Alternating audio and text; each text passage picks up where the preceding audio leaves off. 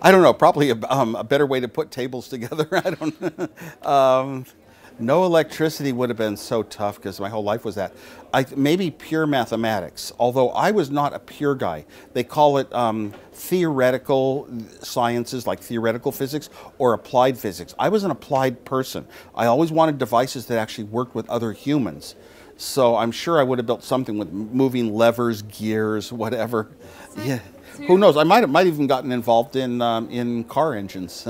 You're more of a practical person. Absolutely. I would say, My correct? entire life I've been a practical person. I had to build things that actually worked, where a human being was also interactive. Not only practical, where I built things that were real, but they had to interact with people. And I don't know why. Maybe it was to make up for the fact that when I grew up, I was such an outsider in school. I didn't have the normal friends and normal communication channels.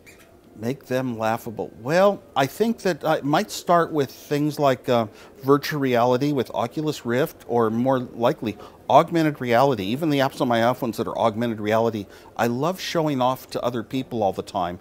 And you're talking about the HoloLens from Microsoft, which are going to be things that you could wear and it would guide you. You'd see the real world, but it would guide you to some of the solutions, some of the things that you're supposed to do. It would notify you of important things that you're passing by. That would be such a big world that maybe we would just go to that device and do a lot more talking to it rather than using the typical fingers and watching the screen.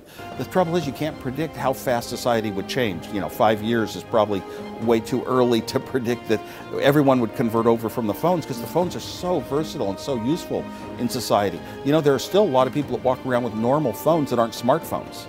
And they're happy and they get good use out of it, and it suffices for their life. So life hasn't even passed them up yet, and it's been, what, 20 some years.